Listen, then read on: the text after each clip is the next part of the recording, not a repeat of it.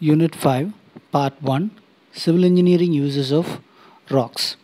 So we all know that rock is classified as igneous, sedimentary and metamorphic. So now we are going to study about igneous rock uses in civil engineering. Then we'll move on to sedimentary rock and finally metamorphic. So coming to the case of igneous rock is again one of the types. What we are going to study is basalt. Basalt is an volcanic or extrusive rock type. It is rarely plutonic or intrusive rock. It will be dark shade and fine grained texture, but it is used for flooring, and it is also used as cobblestone kitchen countertops. When broken down into pieces, it can be used as ballast for railway tracks. So these are the images for example images for basalt. Now the next rock type under igneous rock is pumice. Pumice is well known by everyone, and it is used as scoring stones, and it is also used as exfoliants in cosmetic industry. The nature of the pumice rock is lightweight, abrasive, and it is having high porosity. This high porosity is formed due to the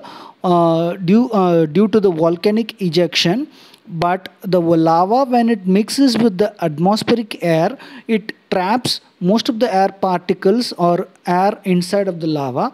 But while the lava is cooling, it is releasing all the air pockets in the stone, so that it becomes very highly porous. And the process of converting the conversion from the hot lava to cold lava, it is called as condensation. Then the next are the image examples of pumice rock. Then the next is gabbro. The gabbro is also one of the types of igneous rock. This is dark colored, and it is a plutonic rock type, which means this rock is formed under the earth's surface at a considerable depth. The mineral composition of gabbro is again similar to that of basalt, but the main difference of gabbro is that it is coarse grained, but basalt is fine grained. By polishing, it is again used for work surface and floor tiles, facing stone, and by symmetry makers, they will be used as name stones. Then these are all the examples of gabbro images. This is an ornamental stone for the majority of the time. Then the next stone, what we are going to see is granite. So granite is well known igneous rock. It is an intrusive rock. It mainly contains feldspar and quartz as the primary minerals. This is well known for where it is used for flooring, kitchen countertops, wall tops, and etc. The large granite dimension stones are used in decorative monuments, bridges, and commercial buildings. Then these are all the example images of igneous granite rock. The next comes diorite. So diorite is very hard, which means it is highly hard than even granite, and it also contains minerals feldspar and diorite. And this is mainly used for inscription and for making statues and for carving works. The application of diorite is limited to flooring and landscaping works. Because of its hard nature, this is very high. This will show very high resistivity towards weathering, and so for outdoor landscaping, this is a most suitable rock. And these are all the examples of diorite, which comes under igneous rock. Then next, we are having rhyolite. Rhyolite is remarkable for its high acidity. The extrusive volcanic rock, it is actually very minute sized crystals of different colors will be available in rhyolite, which are very difficult to be identified with our normal eyes. Some rhyolite rock contains varied size crystals, which means there will be a mixture of texture between small and also the bigger ones, so it will result in porphyritic structure. It is used as an ornamental stone, abrasive, and scoring stone also.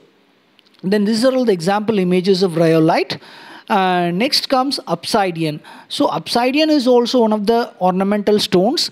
This is formed by the rapid cooling of lava, and there will be very less crystallizations available in that particular rock type.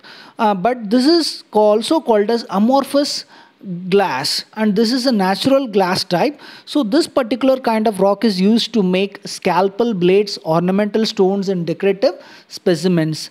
And obsidian is also grouped in the name of mineraloid, which means this is a kind of rock which lacks distinctive crystals, which makes more suitable for the identification of the rock type. Next, this is the example images of obsidian. Next comes sedimentary rock. So the first rock what we are going to see under sedimentary rock is organic sedimentary rock, which is coal. So again, coal is classified into bauxite, lignite, and anthracite, and India is the major producer of lignite. Then next comes the limestone. The limestone is very important for in the manufacturing of Portland cement. So in the manufacturing of lime, paper, petrochemical industries, insecticides, linoleum, fiberglass, glass, carpet backing, and coating on many types of chewing gum. So these are all the wide variety of application of limestone in our day-to-day life. Next, these are all the image with examples, which will show the examples of limestone. Next comes shale. Shale is a sedimentary rock which is well stratified in thin beds, which means it will be formed in very beautiful layers, and it splits evenly or more or less parallel to the bedding plane, and it may or may not contain fossils.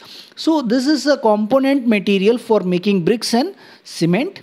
Next comes the example images of shale. Next rock in the classification of sedimentary rock is conglomerate.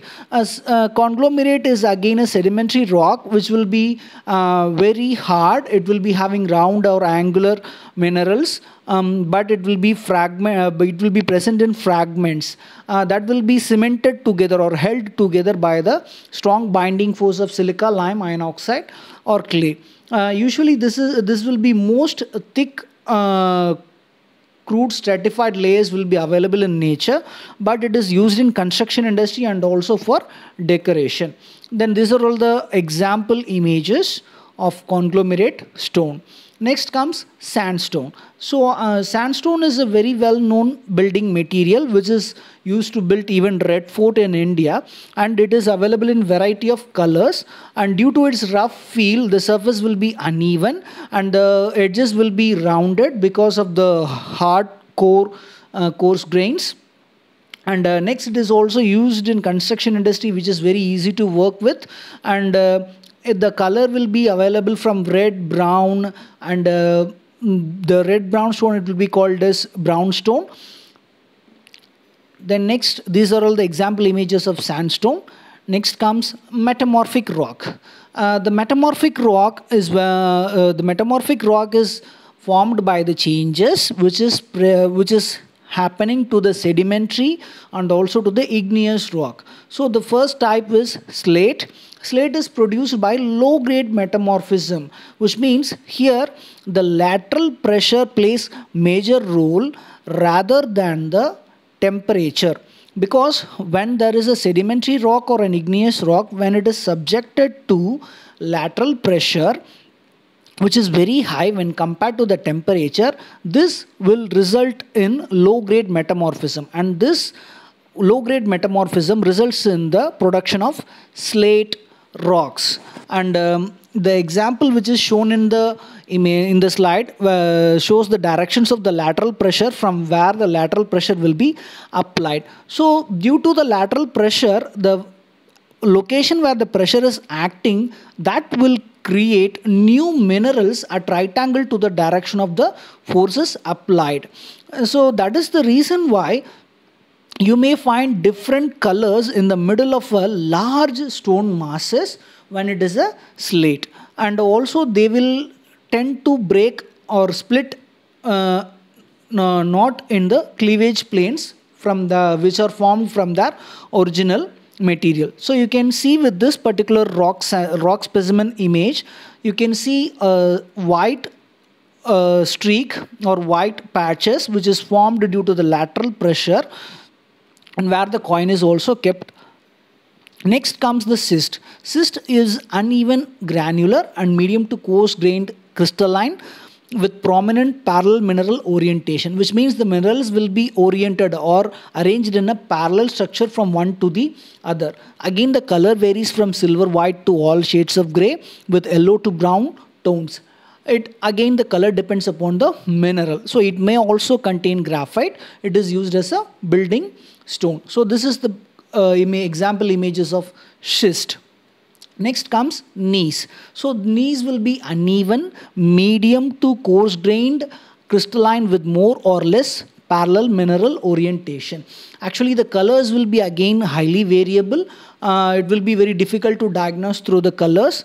The physical and chemical similarity between gneiss and plutonic igneous rocks are present. So there may be a confusion, but it is again used for good structural works.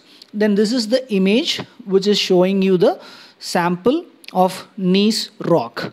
Next comes quartzite. So quartzite is a combination, or quartzite may be present as a metamorphic rock, or at the same time it could also be a sedimentary rock with a crystalline structure. The rounded quartz grains will be cemented together as crystalline quartz. Generally white, light gray and yellow to brown color. It will be a variation. Again, this will be similar to sandstone. Most of the times people will get mistake quartzite to a sandstone and sandstone to a quartzite.